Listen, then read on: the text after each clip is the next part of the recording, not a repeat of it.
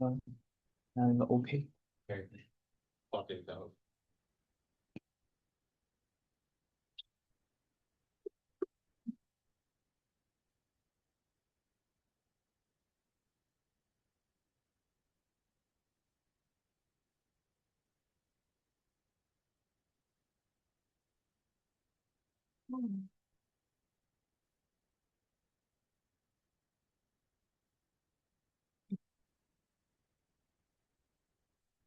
Okay, let's start. It's my pleasure to introduce our speaker, Xinyu Mao. Xinyu is currently a PhD student at the University of Southern California, advised by Professor Jiapeng Zhang. He obtained his Bachelor of Engineering in Computer Science from Shanghai Jiao Tong University. His research interests lie in theoretical computer science, particularly in cryptography and computational complexity. He has consistently published in top TCS conferences, including CCC, EUROCRYPT, ITCS, NeurIPS, and TCC. Today, he's going to share with us his new results on black box separation between multi-K resistance and K resistance. Without further ado, the stage is yours. 这个压在上去就行，这个随便放，放兜里也行。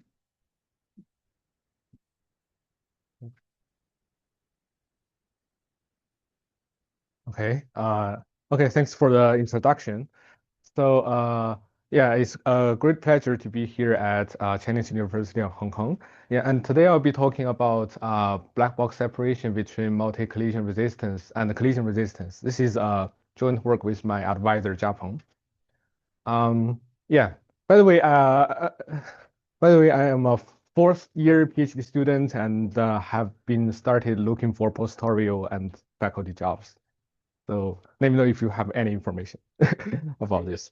It's perfect because this video will be online, so a lot of people will see that. Yeah, sure. Yeah, let's get started. So I'm not sure, maybe some of you are not familiar with cryptography. So let me briefly introduce the main character today, which is hash function. So a hash function is a very useful primitive in cryptography. So syntactically speaking, it's just a function that takes a long string as input and output a shorter string. So it has a lot of applications here. I just listed three of them. So the first one is, for example, digital signature. So in digital signature, we want to sign some message, which could be very long. And the use of hash function is that we can hash the message into a shorter string and run the signing algorithm on the hash value instead of on the whole input. So this will improve the efficiency of digital signature. The second application is called fingerprinting. So imagine you have some file in the in some cloud service or on some server, and you download it to your local computer. And then one thing you can do is that you can compute the hash value of your file, and then compare it with the hash value published by the service provider, which is publicly available. If the hash value matches, it means that the file is authentic. It has not been corrupted. So in some sense, this hash value of this file can be used as the unique identifier of this file. So the third application is blockchain. So simply speaking, in a blockchain, each block will save the hash value of the previous block and some the hash of previous block and the hash of previous block plus the information in this block. So in order to add a block to this chain, one has to solve some problem we call hash puzzle. So simply speaking, this problem is that given the hash value of previous block and the transactions in the current block, you have to find some x called length such that the hash of x concatenated with all this information is smaller than some target value. So this is called proof of work because for a good enough hash function should guarantee that this problem is hard, meaning that the only way you find X is to do it in the trivial way, like brute force run. So compute this hash value on every X possible value of X until you hit some until you get X that is smaller than the hash value is smaller than the target. So this is called proof of work. So as you see in all these applications, we should require the hash value to be good enough, or in cryptography, we run some security property of this hash value. So one important or typical property is called collision resistance, which means it should be infeasible to find a collision. A collision is two inputs that are mapped into the same output. So here is a formal definition of collision resistance hash function. So when we talk about hash function in a formal way, or theoretically speaking, we often model it as a keyed function. So this function actually has two inputs, where the first part is viewed as a key, and the second part of the input is called input, the actual input. So we said that a hash function should be shrinking, meaning that the output should be shorter than the input.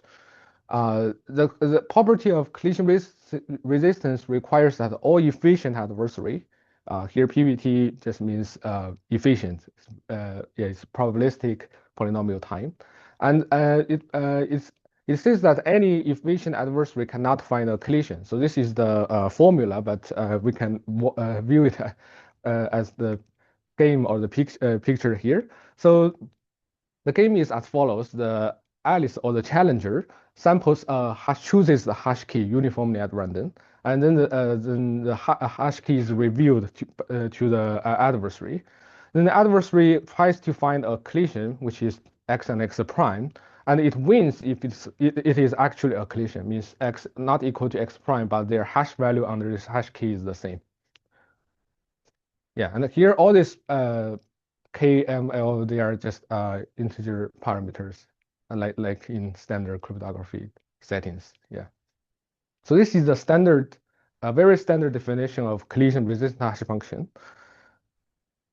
So a little bit, the next I will talk about multi-collision resistance, which is like a slightly relaxation of this standard collision resistant hash function. So here we still consider a hash function H, but we define a collision resistance property called K multi-collision resistance. Here we have a parameter K. So what does it mean? So we look at the a similar picture. So in this game, the challenger also chooses the hash key, and which is revealed to the adversary. But the adversary needs to find a K collision in order to win. So a K collision is a K tuple input, x1 through xk, such that they are all distinct and their hash value under the hash key are the same. So this is like a harder task for the adversary to achieve. So assuming this task is hard is like a milder assumption. So a K multi-collision resistant hash function, or K-MCRH, is a weaker primitive by definition, is a weaker primitive than standard CRH if K is like greater than 2, right? So why do we consider this kind of relaxation? Because CRH is useful, but I will mention it very later in the end, and it is in the complexity through the complexity lens. CRH is very hard to construct from generic assumption, but maybe so the hope is that we relax the definition to K-MCRH. Maybe one can construct it from weaker assumptions, and it is still useful, as I mentioned here. For example, you can from K-MCRH, you can construct 3-message zero-knowledge argument or constant round statistic hiding commitments. All this stuff are separated from one-way function. It means that you cannot construct these two things from one-way function, but you can do it from K-MCRH, meaning that K-MCRH is although weaker than CRH, but stronger than one-way function, because one-way function is so CRH and one-way function is separated from these things. Yeah.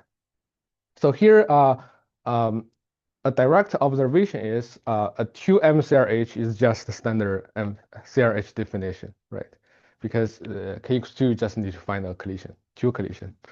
So and a simple it almost followed by definition that a function, if a function is K-MCRH, it must be a K plus 1 MCRH, right? Because if it's hard to find even a K collision, it must be hard to find a K plus 1 collision. So this implication is trivial.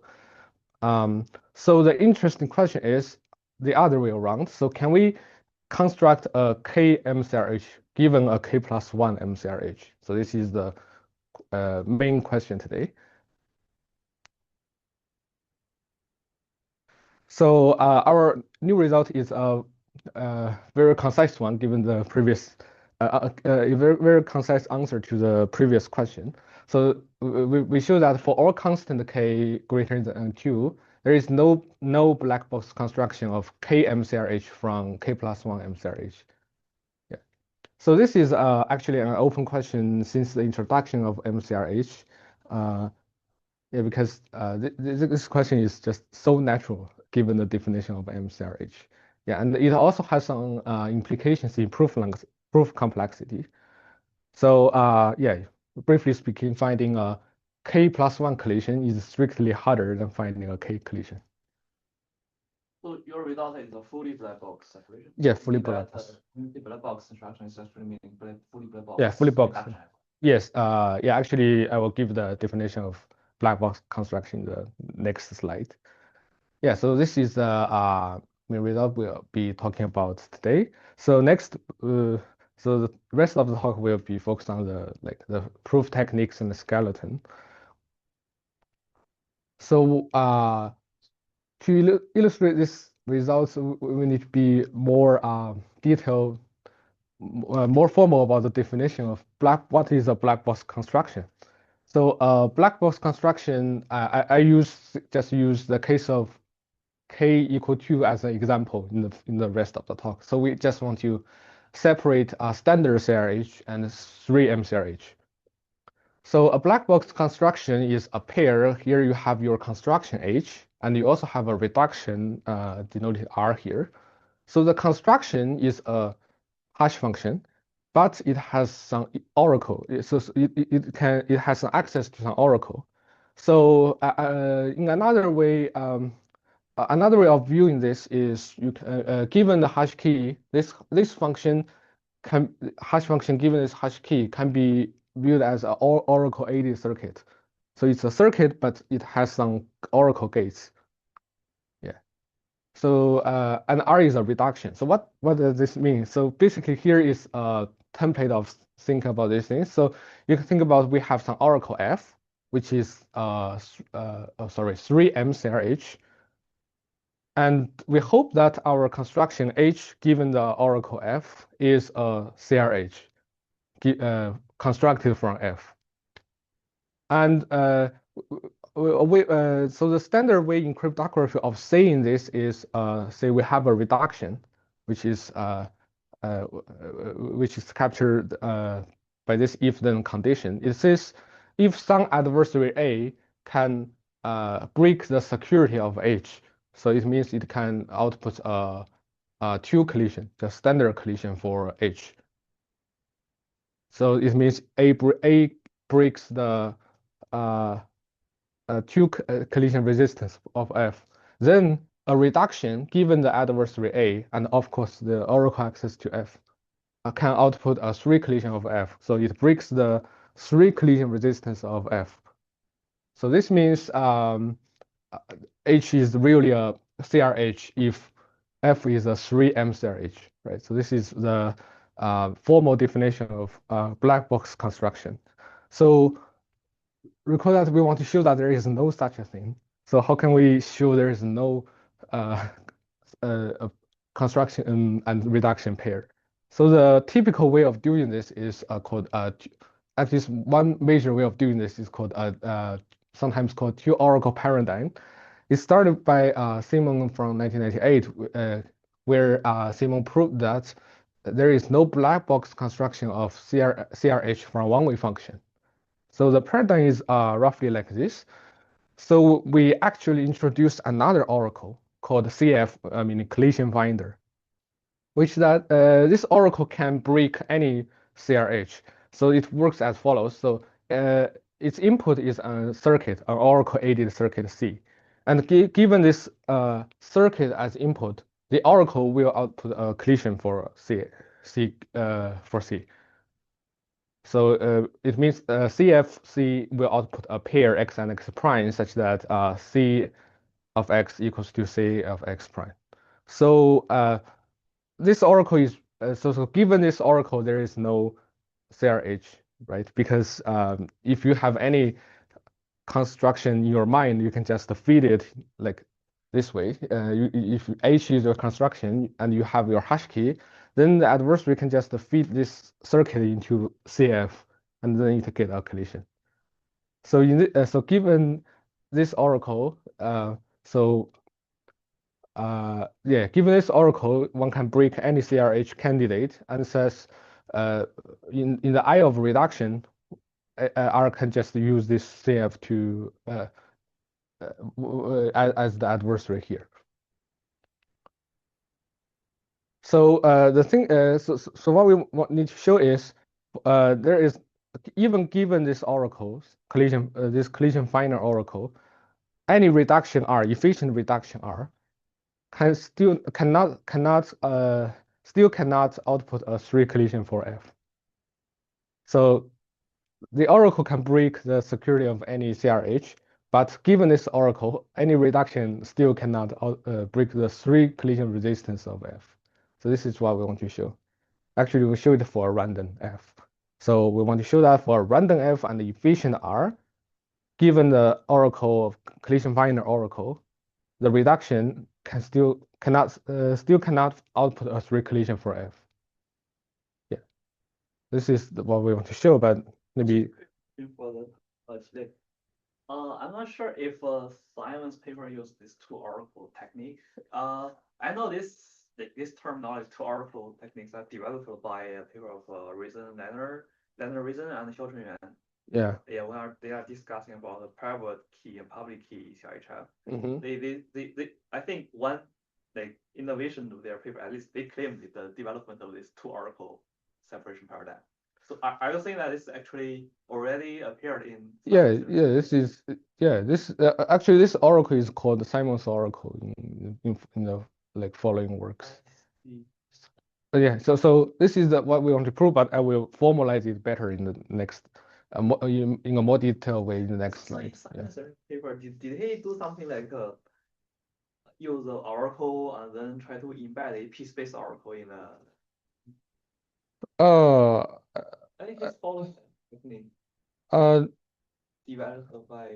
Yeah, I think so two oracle paradigm, you can say the proof by Rudish, that one is also in this paradigm, but with respect to different oracle. Right, that one you use a p-space oracle.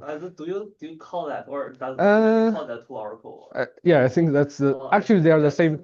Actually, that's the same paradigm, but the difference is in that case you have a p-space complete oracle. In this case, you have an oracle collision finder, and this oracle also has access to the function f. So this structure is explicitly used in Simon's paper already.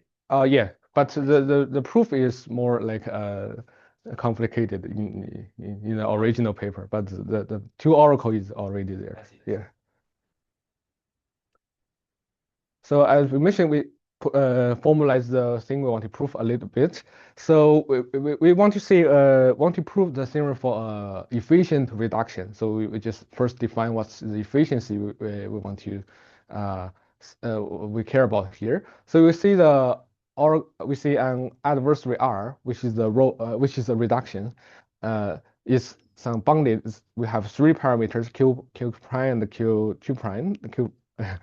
We see it's this bounded if it queries so these three parameters are the upper bound of this number of queries to the to the oracle. So it issues at most Q queries to F and Q prime queries to CF to the collision finder, and we say each of its query has size at most Q prime, right? So recall that each CF query is a circuit. So basically, if your reduction runs in polynomial time, you should output a circuit of at most polynomial size, right? So all these three parameters should be polynomial if your reduction is efficient, right? And this is the collision finder oracle we actually use. It's called Simmons oracle from the Simmons paper. So basically, the output of random collision for any circuit. But actually, it's a little bit yeah, it's actually it's proven to be a smarter way of choosing collision for any circuit. So actually, we choose a random input as the first component of the collision, and then we choose the second component uniformly at random from all these possible value inputs that has the same value under C with the first input. So it has some probability that WC2 equals to WC1, which the oracle just output the same. It's not a real collision, but you can with like a simple calculation, you can show that with high probability, like 1/2 or even greater than 1/2, this oracle will output a real collision. So CF is not efficient, Not efficient. and it may make exponential queries to F. Yes.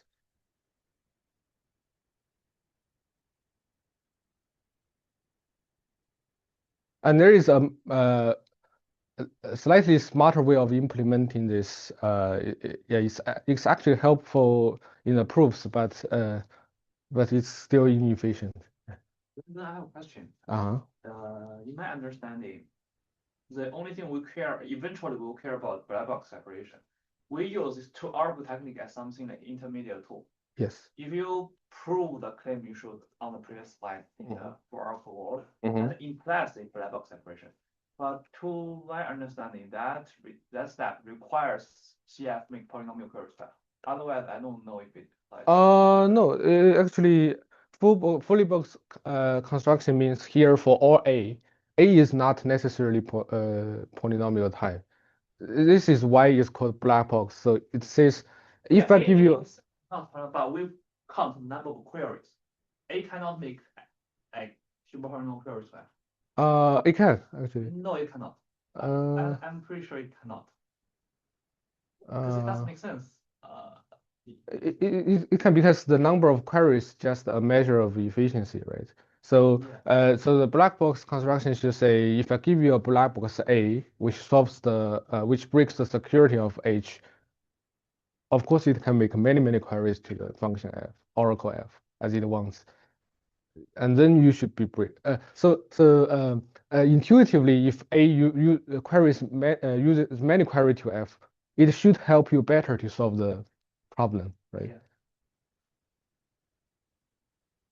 So yeah. So like it's like I'm giving you a very strong adversary. You can still not do it. But your reduction actually make use of A and F. Yeah, but it's the use of it is like in a black box way. A makes exponential number of queries to F. R will also make exponential number. Oh no, so the idea is not R running A itself. R will not simulate A itself. R is like treating A as a black box. As long as A works properly, it should output a three collision for F properly. Then you are saying because of that, CF actually can make exponential queries to F. Yeah. For example, you can imagine, like you mentioned, in another setting, the oracle is a p-space complete oracle. It's not efficient too, right? The oracle itself is not efficient. That's fine, but like. Maybe I have some misunderstanding. Previously, I thought at least you need to make polynomial. Oh no, no. It can be completely inefficient, even in the number of queries. I think so is this a difference between you know notion of relative Widen reduction? So do you rule out relative Widen reduction? What is the Oh, idea? oh, okay, then never mind. Okay. Yeah, I see. Yeah. I'll keep this in mind. Please, yeah. I think this is a wider type of reduction, right? Because if you require for all, oh yeah, it's hard to seems incomparable, right? Maybe Yeah. give me 1 minute. Let me try to finish the reduction in my mind. So if you're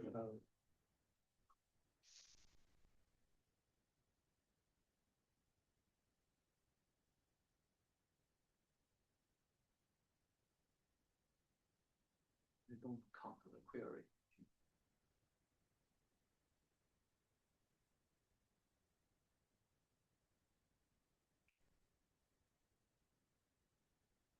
So the idea is like if you have a black box solving breaking the security of H, the reduction should use the black box to solve the three collision problem for F. It does not care about how this black box works. Yeah. So given these two definitions, so this is our main technical theorem. So we want to prove that we will prove that for all Q bounded adversary R. Here Q is a super polynomial. It's due to the 0.01 lambda. It's super polynomial. So for all this such reduction, the probability that is success, meaning that it outputs a three collision for F, three collision for F is like negligible due to the minus 0.01 lambda. It's still, this is negligible. So the probability is over all the stuff. So the random choice of F, here should be R, right? The randomness of R and the randomness of collision finder, the internal randomness of collision finder. So given all this over all this randomness, the probability is negligible. Yeah, and to get a formal claim, we have some standard argument, but this is sufficient for the separation. Yeah. So here, if an adversary makes only polynomial number of queries, then what can I say about the probability of the reduction of the three collision? So if adversary, you mean CF, right? If CF only uses a polynomial query, yeah, 12. then it means the reduction also makes a polynomial query, which is like a stronger thing. Right? No, your Q is always the big O. Oh, this is a stronger claim, right? Because so it holds for Q of this value. Of course it holds for any polynomial here. It says for all Q bounded adversary for some super polynomial Q, but if you want the Q to be polynomial, it certainly holds.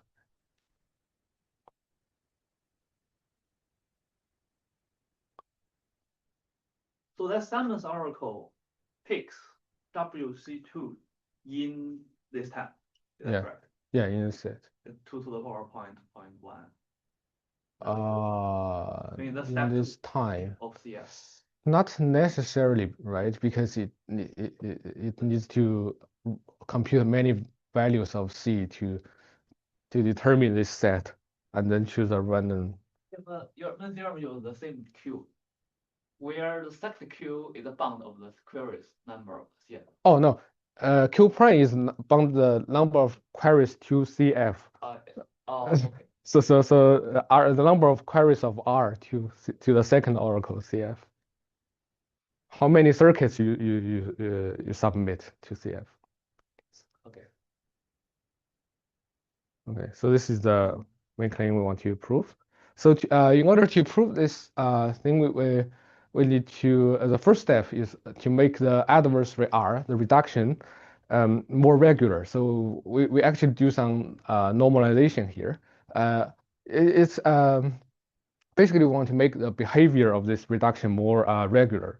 So given any reduction R, we consider its normalized version, which has a parameter beta here. is an algorithm S that basically runs R, simulates R, do the same thing, but with some modifications. The first modification is what we call rush winning. So in the course of in the execution of R, R will make some F queries, right? Many queries to F. So if in any case, at any moment, S in this simulation already find a 3 collision for F in this Oracle answers, then it immediately output this 3 collision and stop, right? And halts. And the last one is also easy. So if in the end, if R outputs some 3 collision, right? W1, W2, W3, and then S just compute F on query F on these 3 points in case that R never queried W1, W2, W3. So this 2 condition is just very simple. So the really important thing is this one is smoothing. It talks about how the CF queries are processed in this simulation. So in this simulation, if R issues a CF query, which is a circuit C, right? So S will not really do this query immediately. It actually chooses some uniform random points input to F. Choose beta W1 through W beta, which are inputs to F. And then it evaluates C W1 and through C W beta. So what's the purpose of this? The purpose of this thing is that during this procedure, S will make some additional F queries, right, in order to evaluate the C, CW1, for example. Then it may halt because as long as it finds a 3 collision, it immediately halts. So it may halt and never query and never do the save query. So if it has not halted in this step, then it will just call this oracle on C and get some oracle answer, and then it will evaluate on the oracle answer.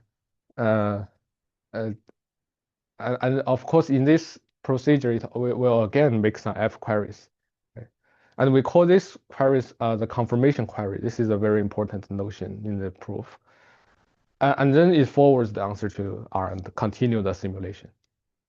But you know that the confirmation query always give you the same value, right?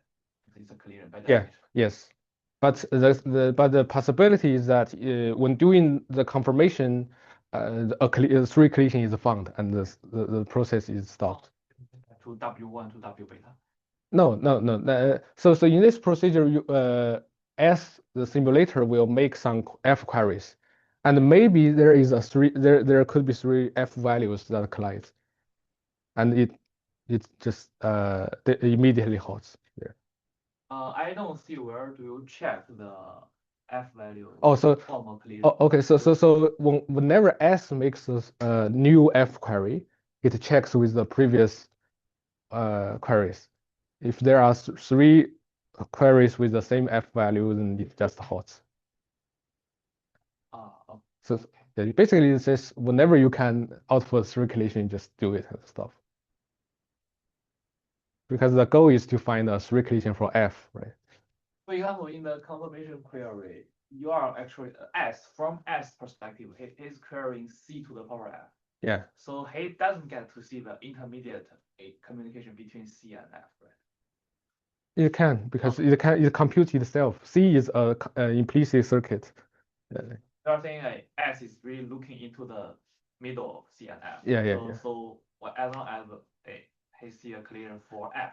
Yeah, because we model this query C as an oracle-aided circuit. So R will issue a query, which is a circuit given, explicit circuit with some oracle gates. So S can just look at the circuit, computing it. Then how about the CF? CF what? CF as the second item. Invoke CF to the power F. Oh, when S evoke this, he cannot look into the middle. he cannot. S cannot look into the middle of CF. He uses CF as an oracle. Yeah, just forwards the answer. I see. So yeah. C to the power F is Yeah, it's just it can see all the queries of C. Yeah. So yeah. So the proof is basically split into two cases. Given so the line separating the two cases is the confirmation query we mentioned. So here is some details. So we've actually during this proof we can always fix some security parameter lambda and fix all the so so so so actually this oracle f should be a random function and it should have value on all security parameters, right? But we can just care about the choice of f on this parameter and fix all this all other oracle information on the other parameters. So and we set beta to this value. So this parameter beta is used in the for normalization here. So how many random points we evaluate here. And then we denote the set of all functions from L bits to lambda bits as f of lambda. So this is the space of f lambda. So the oracle f is so in the following proof I just save the parameter, just write f. So f is chosen from this set. F is a uniform random function from this set. And then the probability space, we can write it as this way, is basically the random choice of f and the randomness of s and the randomness of collision finder. This is all the randomness here. And then we define two events. So the first event is just the winning condition. So s output a 3 collision for f. So we want to say that this event happens with negligible probability. So the second event is our condition that separates two cases. So the event CF hit is that S successfully finds a 3 collision for F. But this happens when it is evaluating some confirmation query. So basically it means S finds a 3 collision during this step. So then it's sufficient to prove the two lemmas here, right? So the first one says if it's not in the confirmation query cases, so this the success probability of S is negligible.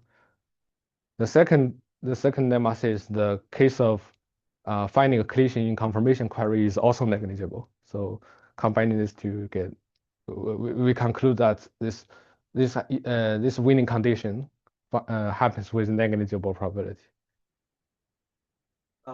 Your f, the small f is a 3 collision Yeah. oracle by itself. Then the construction is the c to the f. Yeah.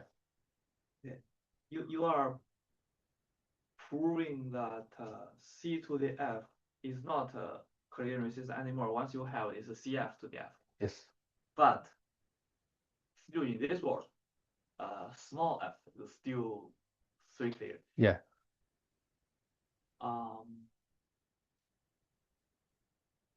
There are two things to prove, right? Yeah. Yeah. First, you need to prove it's not a collision anymore, given CF to the power F, which is trivial.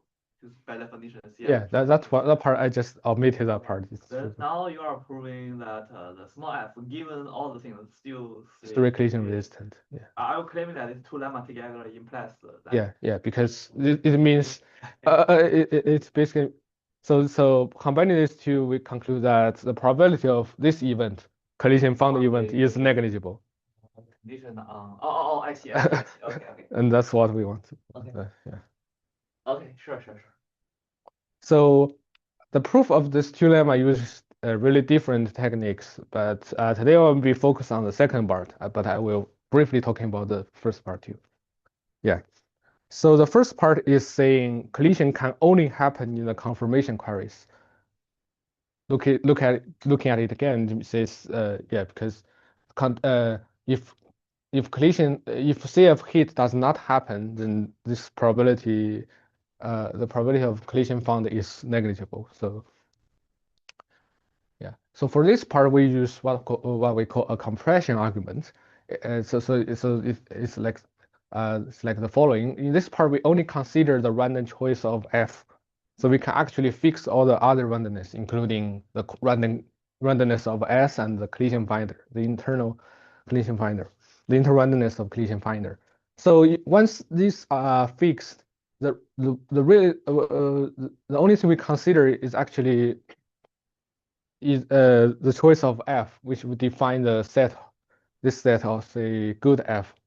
Basically means the choices of F that makes this event happen, right? So because these two things we just fix for any, we prove it for any coin S and coin CF. And once they are fixed, we're just looking at how many functions are good, meaning that it makes the event happen. So using this definition, maybe we can write the probability we want to prove is just the size of all possible functions over good F. Yeah, so because all other randomness we're just fixed. So recall that the probability space here is 3 part. And then one high-level question. Are you claiming that any adversary can be converted into that beta normalized? yeah, because given any R, you can construct S as follows, right? So only difference, there is a little bit difference, is that S is QS QQ bounded because it makes a little bit more F queries.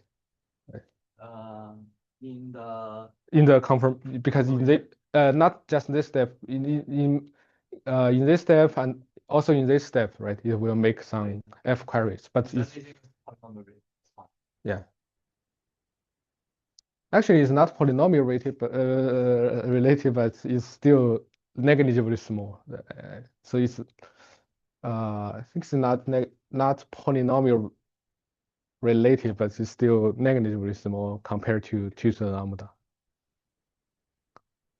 That doesn't matter. Even if it makes exponentially many queries, still its winning probability is still negligible. Yeah. That doesn't matter. It's just a setting of parameters for everything to go through. So yeah. So in this first proof, the first part of our proof, we prove it for all fixed randomness of S and CF. So we only consider the choice of F, the oracle F. Then right here, so this probability is just this number, right? The number of all possible F over, oh sorry, the number of good Fs here and over the number of all possible Fs. Yeah. So our goal is to prove that this set is small.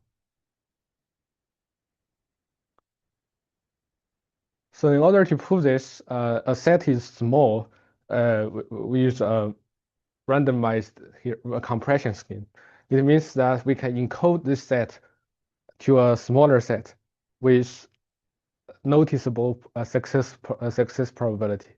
So we have two algorithm, not inefficient algorithm here, encode and decode. So it will take some randomness because it's called a randomized compression scheme. That's why we call it a randomized compression scheme. So X here is the thing you want to encode. Say it's good F, the set good F here. So to encode it, we use randomness and then encode it into another set Y, and it has some chance of aborting. It means the encoding is failed. And decode algorithm takes input as a member of Y, and also the randomness, and recovers the X. So the correctness requirement is for all input X and the randomness R. If the encoding is successful, then the decoding should be successful. And then we can denote this delta as the successful probability of the encoding with respect to a random input. So if we can construct such a thing for x for the set x, then we can deduce this bound for the size of x. So the encoding space y is at least a delta fraction of the size of x. So this is actually a upper bound for the size of x, right? The size of x is at most the size of y over. Yeah, so this is the how to prove this set is small, but yeah, but omit the detail of how to do this. So because I want to focus more on the second part. Yeah, the second part is to show the collision does not happen in the confirmation queries. So this is what we want to show in this lemma. So the first step is to decompose this event into a union of many events. So the first thing we can do is to say look at where in which query this event happens, right? So we say CF hit is a collision is defined in the confirmation queries. So we can define CF hit I, which means S outputs a 3 collision in the confirmation queries for the I CF query, right? So we can What is the SCF query? Can you explain? your CF query, you mean? The SCF query. Yeah, the red text, I don't understand. Oh, ICF query. So S will issue some CF queries, right? We just count which one it is. The first one, the second one, the third one. But you are saying S treats CF as a black box. Yeah, but it will query and get answer, right? I know the definition of confirmation query, but I don't know what is confirmation query for the SCF query. Yeah. Oh, sorry. So it's like Can we go back to that slide? yes. So Yeah. So this is a confirmation query for some CF query, right? So we can say which one it is. The first one, the second one, third one. R equals a CF query. Oh, I see. I After. got confused by the second bullet within this step because the second bullet is also a CF query. Oh, Yeah. So here we want to say the ICF query for S, because we're already considering all the things for S. Yeah. But S make a CF queries because your definition of CF query is actually when R issues a CF query. Oh no. Anyone. So here is S, because S will make CF queries here. Once if it not succeeds here, then it will make the CF query to simulate R. Yeah. But I'm referring to the line right above the confirmation query. So this is where S will make a CF query. Oh, you just use this as a counter to count. Basically you are saying. So you can write a counter here. The S, the S confirmation query is just the confirmation query happening right after the S CF query. Yes. Oh yeah. Maybe I can specify it better here. So we can just write it simply like this. So which CF query after which CF query S succeeds in the confirmation queries. Yeah, and then we observe that we can decompose this CF hit I into basically two type of events. So the first type of event is that you find a 3 collision, but this collision actually happens it happens in a way that it collides with previous queries. So what we mean by previous queries is all the F queries issued by S before the CF query we care about. So this is called find sibling. This is the formal way of writing it, but it basically says the confirmation query of C collides with previous queries. And then another type of event is fresh collision. Fresh collision means there is a really fresh collision, means a collision that is not in QI. QI is the previous queries. So in some so here J iterates J takes value 1 and 2 because there are two the oracle answer is a pair, right? It says which is so the oracle answer is WC1, WC2. So here are two oracle answers. So J just I think this confirmation query itself, output of the confirmation query itself, form a collision for F. They form a collision for F. Is this clear? Okay, so in this when evaluating CFWC1 and CFWC2. Oh, I see. C may make multiple queries to F. Yeah. Within those multiple queries, there could be a collision. You found the 3 collision. 3. No. So S because CF hit whenever CF hit I happens, S find a 3 collision until at this point, right? So there are so this decomposition is saying that it finds a 3 collision, but we only have two slots here. So there are two possibilities. One possibility is that it collides with the previous query. So here there QI is the previous F queries here. Sorry.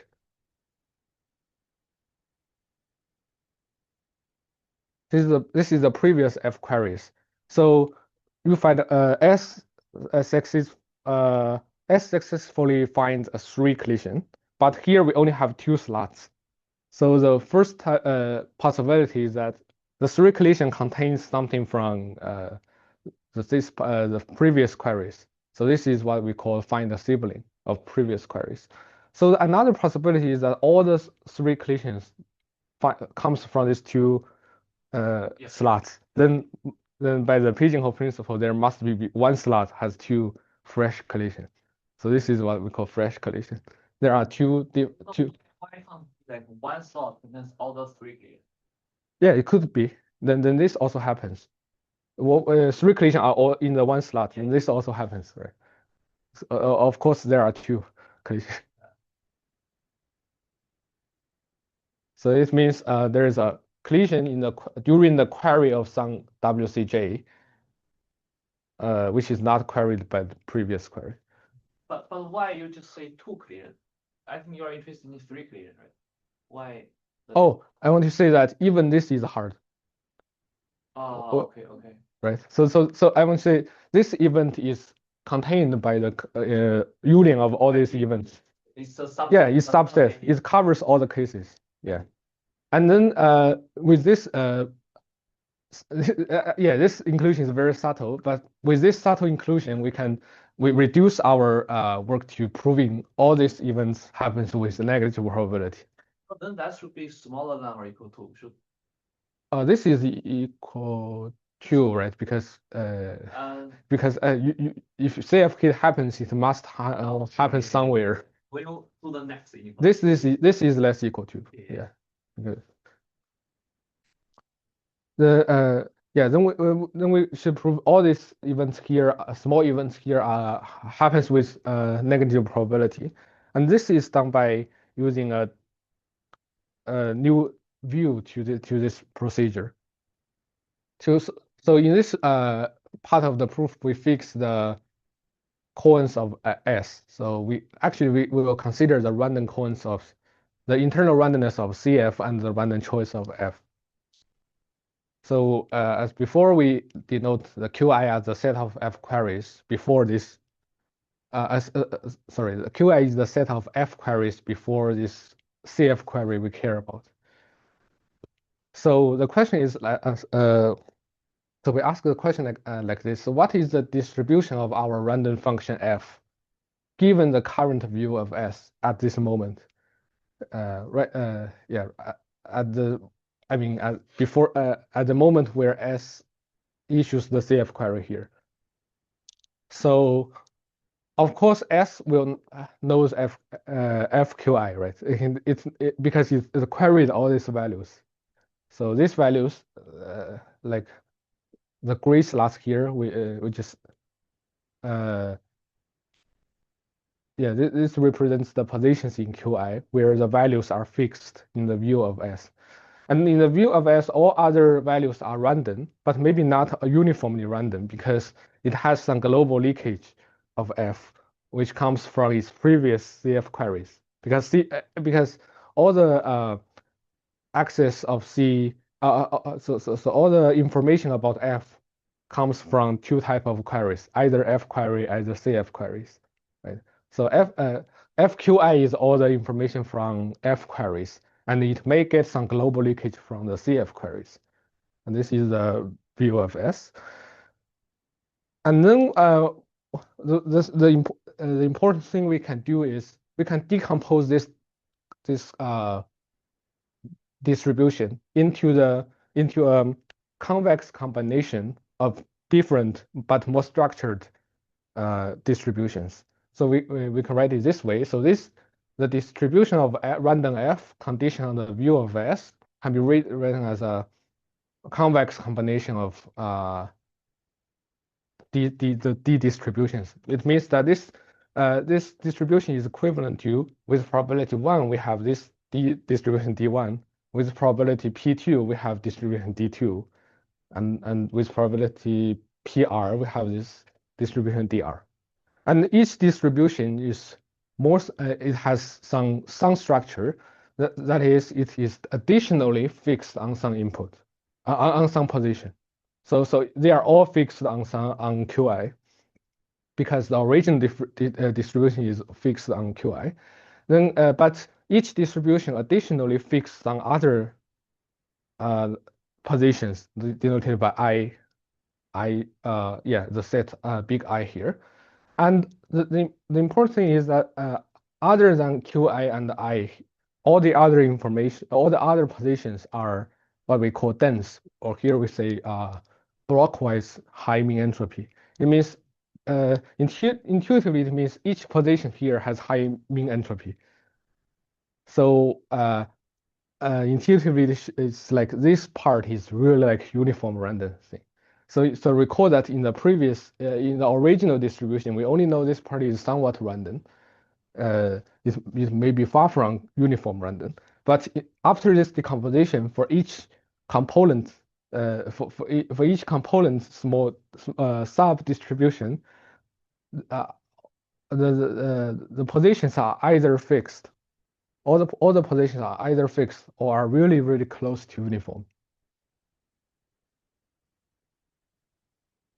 Yeah. So the relation to this so we have a quantity so we can quantify how many information is leaked or get as follows. So basically the additional positions you fixed in expectation. So because here we have a probability of this choice of sub-distributions. So the average fixed size is the expectation of how many additional positions is fixed. It is proportional to the number of bits leaked. How do you measure the number of bits? It's very direct, right? Because S just queries CF to get the leakage. So each query, the leakage is of size OQ, and it has Q queries. So the leakage is, this is the total leakage. So OQ comes from the number of queries made by CF to F? No, OQ comes from the circuit size because CF returns W1's, I'm gonna say 2. So actually it's like the input length of C, right? You just count the length of the Yeah, length of this answer. Yeah. Yeah, that's your Yeah. It's O of C, right? Size of C, because the input to C is at most size of C. So we say the size of the query is at most Q. So it's basically this number. Yeah. So this is actually it's, I will mention it later. So how to use this decomposition? So now we have a better view of, better understanding of the view, the distribution of F given the view of S. So the idea is the lemma. Yeah, that's the lemma. Yeah. So using prove that to us. Yeah, later I will talk about a little bit how to prove this. So after this lemma, what happens is in our eyes, we can instead of dealing with a distribution like this, we can just focus on the distribution like this. So we have some additional positions are fixed, and all other positions are dense, which means super like random, very, very random. So the idea is we want to show that all this event happens with tiny probability. So the good thing is if all these queries, imagine the oracle is all, imagine all the circuits are querying the oracle on the dense part, then these two events really happens with small probability. For example, you want to find a collision in all this dense part. Then yeah, this is just or you want to find a sibling of qi in this dense part, because each position is just a random value. It's really hard. So the only possibility for the event to happen is it's not in the dense part, but in this fixed part, right? So here, for example, we use this fresh collision event as an example. So we want to find a two collision outside of Qi. So in this part, and we already see that it's hard to happen in the dense part. So the only possibility is in the red part. So in the positions that are additionally fixed. So how to say this event? The input comes from the red part. Yeah. If one is red, one is dense, this is also hard. No, yeah, this is also hard. But actually, yeah, but actually we want to also say this is this also happens with very small probability, or even yeah, even one. It's like a target clear, which Yeah. more like a one. That should be trivial. If you Yeah. Yes. So this is where our so recall that we have a step in our normalization where we query many random, we do some random evaluation. That's where it comes to play. So we say a query X is F. Sorry, X is heavy. So X is an input to F. So X is heavy if for a random input, this C will carry X with high probability. So C is the CF query we care about here. So by what we can say is by smoothing, Qi contains all heavy queries with high probability, because recall that S will query many random points of C. So the heavy definition take the distribution W as a probability space. Yeah. So this distribution W is random, or the W issued by S? It's random, just random, purely random. Yeah. Yeah, because this is a random W. So if X is heavy, then in the beta many random evaluations, S should have queried should have queried X, right, to F. So this means Qi should contain all heavy queries with high probability. So this means heavy queries should be here in the gray part, and then the red part is all the red parts are not heavy, so we can use a union bound. So for example, CWCJ queries I is just by union bound the size of I times this upper bound of given by the heavy definite non-heavy property, right? So the reason we can do this is because the marginal distribution of WCJ, or WC1 or WC2 are uniform random. This is a very useful property of collision finder, so of Simon's oracle. Recall in Simon's oracle, the first component WC1 is really random, uniformly random. The second one, although at first glance it's not random, but if you look at it, do some calculation, look at its marginal distribution, it's also uniform random. So we can use this bound. And then the only thing remaining is to prove that this set is small. And this set, as we mentioned, is indeed small because it's related to the number of leakage, the amount of leakage. The amount of leakage is bounded by Q square, very small. Yeah, then we have we'll show that in the red part, the event happens with very small probability. And in the dense part, it also happens with small probability. So this concludes the proof. Yeah, so this is the lemma, the actual lemma we use to do this here, to do this composition, to do this decomposition. Yeah, maybe you just skip this. You can talk about this. Yeah, you still have. Yeah, you can keep talking until 12:30. Okay. Yeah. Yeah. So this is actually a more general tool, combinatorial tool instead of something just developed here. So this is for any variable that has the form like some index, and each index has a value.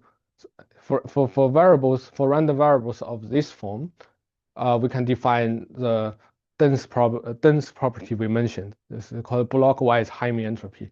It means if we look at all a subset of positions or indices, the distribution of a random the distribution of this random variable projected to these indexes has high entropy. So the main and the highest possible mean entropy is size of I times log n. N is the alpha bit size. Then the high mean entropy means the mean entropy is greater equal than eta. So here eta is a parameter, so eta fraction of full mean entropy. So the tool we use here is basically the same for any such distribution or a set, because we can equate a set with a uniform distribution over this set. So for any set, we can partition it into some subsets x1 or xr, and each xr and each x sigma here is associated with the indices such that it is fixed on this part, like yeah, like this. So here we have sorry, I sigma here, it's fixed to some value. So formally speaking, there exists some value alpha such that on this indices it always equals to alpha. And then on all other indices, so j minus I, so in this part, it's dense according to this definition. And the third one is just a quantity equation that quantifies the size of how many additional.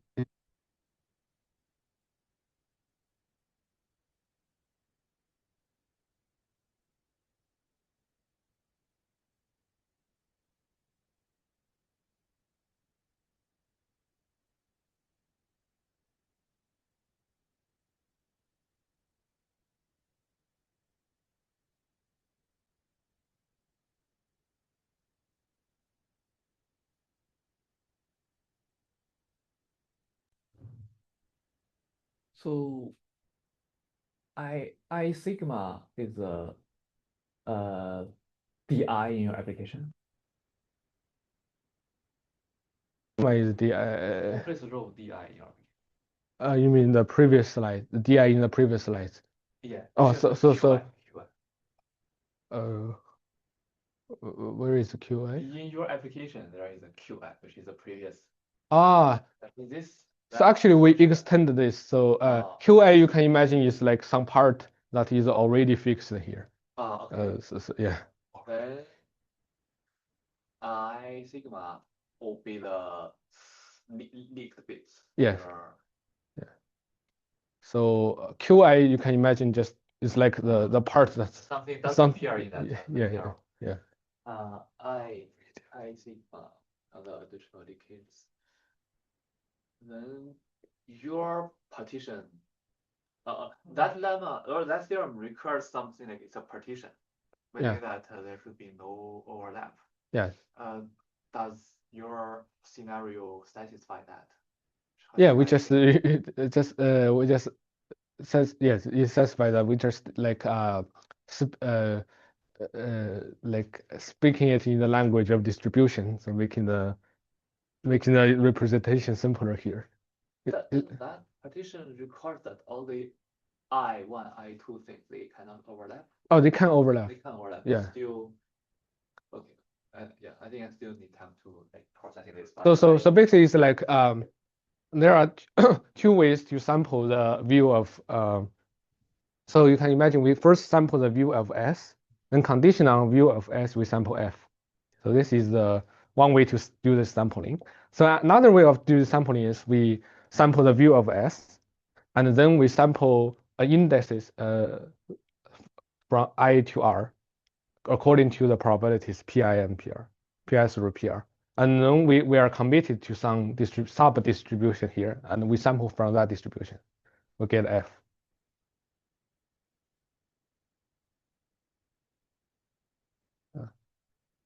Yeah, so finally, let me do a summary of this result and proof. So the result is basically there is no black box construction of K-MCRH from K plus 1 MCRH. And the proof is the proof is split into two cases by looking at what we call confirmation queries. So we do some normalization, we look at the confirmation queries, then we define CF hit to denote the event that S wins. So it means S output a circulation when doing the confirmation queries. Then we have this decomposition of events. Then we bound the first part by a compression argument. Then bound the second part by use a so we first further decompose the event. Then we looking at the distribution through our new technique, what we call random oracle games with adaptive leakage. And then we use the technical tool we mentioned earlier. Yeah, that's the proof. And finally, I want to mention more about the scope of this research. So this is actually related to the complexity of CRH. So the situation is really interesting because we have a very stark contrast here. So on the one hand, from any concrete assumptions like the hardness of computing discrete log or the lattice assumptions like LWE or Erlang parity with noise assumption or the quadratic with reducibility assumption. Basically, all the crypto assumptions you can imagine, we have a construction of CRH. So from this side, it seems that CRH is easy to compute from commonly used crypto assumptions. But from the other side, if we ask, can we construct CRH from some generic assumptions, not from some generic assumption means something like one-way function, one-way permutation, or PKE, or some abstract primitive like this. So we get basically we don't have much or even none positive results in this part because Simon first proved that CRH cannot be there is no black box construction of CRH from one-way permutation, and this separation is strengthened even to a very strong case where there is no black box of CRH from one-way permutation even plus indistinguishability of obfuscation. So IO, short for IO. So IO plus one-way permutation is really a strong pair. They basically imply all-known cryptographic tasks. For example, they imply PKE and NISC right? So many strong primitives follows from this pair, but it's shown that it cannot construct CRH in a black box way. So this is the open question here is what are the minimal assumption or generic assumptions under which CRH can be constructed? Yeah. So yeah, that's all. Thank you. What do we know about MCRH? Uh, Results, like generic. Good question. Yeah, good question. So a little bit better. So we have a construction of MCRH from the hardness of SDK, average hardness of some problem which is in SDK, statistical zero knowledge. So the situation is still not much better, but little bit better than the case of CRH. Yeah. So for example, it's still, so if you consider MCRH, it's still separated from one-way permutation. Or it's kind of trivially following. You can prove it in multiple ways. First, you can you can adapt this proof a little bit, then you get the separation. The second way is, as we mentioned, MCRH has some applications, and those are separated from one-way function. So this is also an indirect way to separate it. Yeah, basically results will rule out any black box. Anything that cannot imply CRH cannot imply MCRH in black box because of your. Otherwise, you can first build a MCRH and then do, or maybe just for 3, I can say that.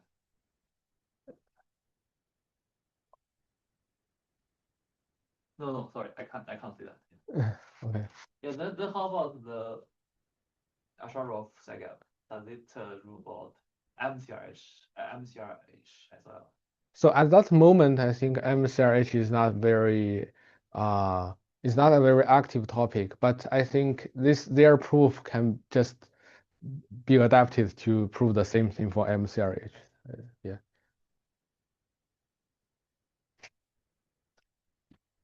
So basically, it's like a hierarchy here, like one-way function, and the MCRH and CRH, they are all separated.